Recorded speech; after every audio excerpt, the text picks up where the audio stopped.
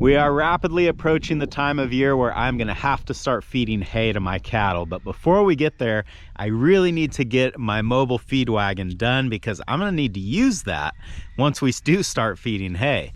I don't think that I'll finish it in this video, but I'm hoping that I at least get a lot closer than where I am right now. That's what's going on today on Farmer Tyler Ranch.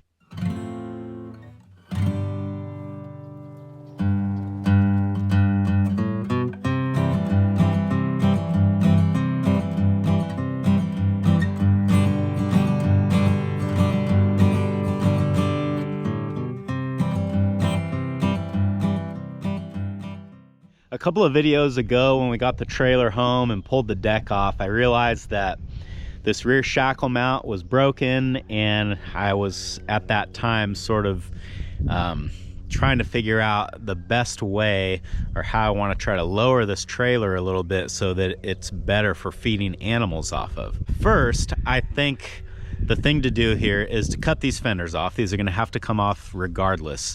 And then we'll kind of look at the broken shackle and talk a little bit more about how I'm going to lower this.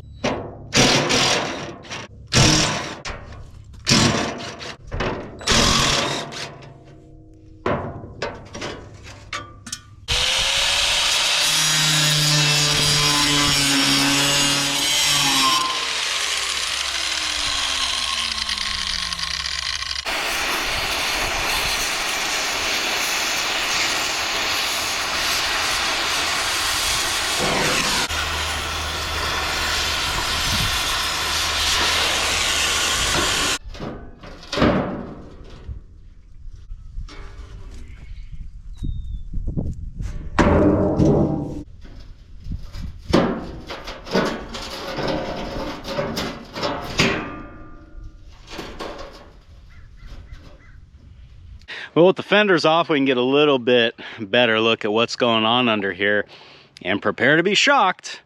It's worse than I thought. So this trailer has clearly been modified. In fact, the whole thing might be homemade. I'm not really sure. But whoever mounted up these leaf springs, I would beg that person to not ever mount leaf springs again, because the way this is done is, I mean, it's scary that this thing carried a load down the road at one point. So my plan here was to fix this rear mount, do an axle flip to lower the trailer and still keep it on suspension. I would have to notch the frame a little bit to make all this work. But now, as I am looking at the way these springs are mounted, I think we might have to change the plan a little bit. So after a lot of careful thought, my new plan is to do away with the front axle altogether and go back to my idea of solid mounting the axles, but instead of solid mounting two of them, I'm just gonna do one. I don't think I'll ever carry enough weight on this trailer to where it would need the second axle. And if I solid mount these to the frame, having one axle is going to be a lot better because it allows the trailer to sort of track and follow the ground better.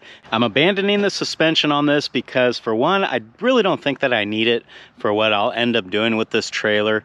The majority of its life, it's going to be stationary, and when it does move, it's not going to go very fast or very far. To fix the suspension correctly, I would basically have to cut all of it off and start over. It's just not worth saving the way that it is now. I'd have to go buy more steel, order more parts, and to be perfectly honest, I just don't really have that kind of time right now. I really need to get this thing done and functional. So my plan is, I don't want to actually weld the axle to the frame. I want to make a mount so that the axle is still removable. If I ever break it or need to replace it for whatever reason, take it off for whatever reason, I'll still be able to do that. And I think that's gonna be the best solution for what we've got here. So right or wrong, that's the plan. Let's get this thing up on jack stands and start doing it. These jacks ought to just come with a can of lube. Pretty much useless if you don't have it.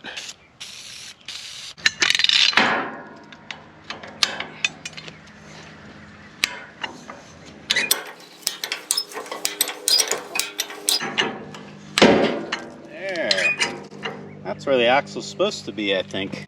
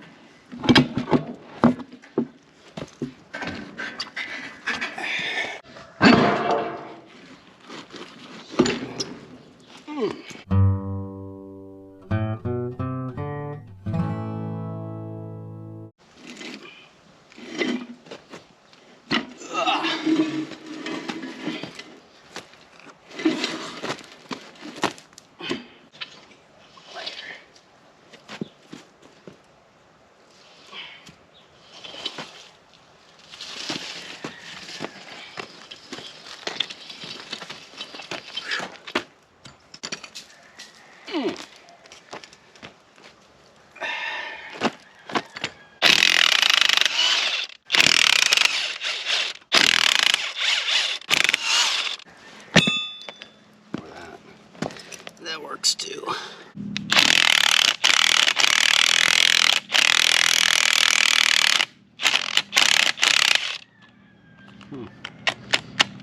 Probably don't want to touch that one.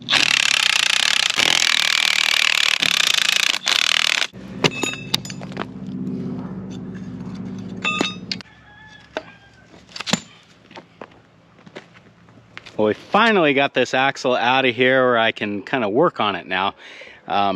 And there's really not all that much that needs to be done. I'm going to make some adapter plates so that the axle is still bolt on, and I'll just have some brackets welded to the frame that it will bolt to.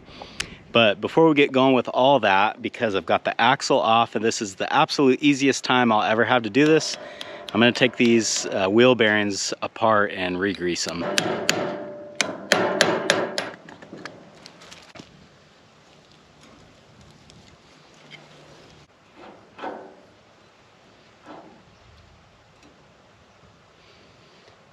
I'd say that grease has been in there for a while.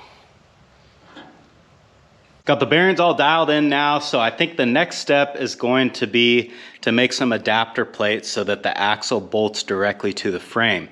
I've already taken several measurements and I've got an idea of how I want to do this, so I think I'm just going to do it and let you watch.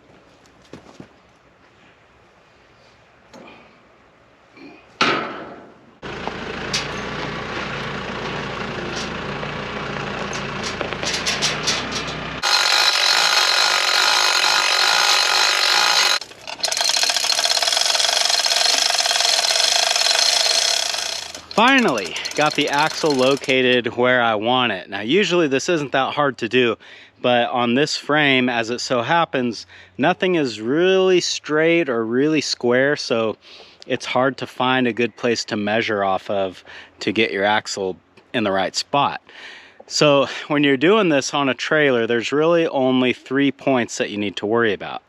Either side of the axle or either tire, and then the center of the front of the trailer. So what I've done here is I've clamped some square tubing to the axle. It's straight up 10 inches off the top of the axle and it's square. I've done that on both sides, equal distances in from the hubs. Now I can use that point to measure to the middle of the trailer, and if those measurements are the same, then I know that my axle and my tongue are at least square with each other. That makes sense.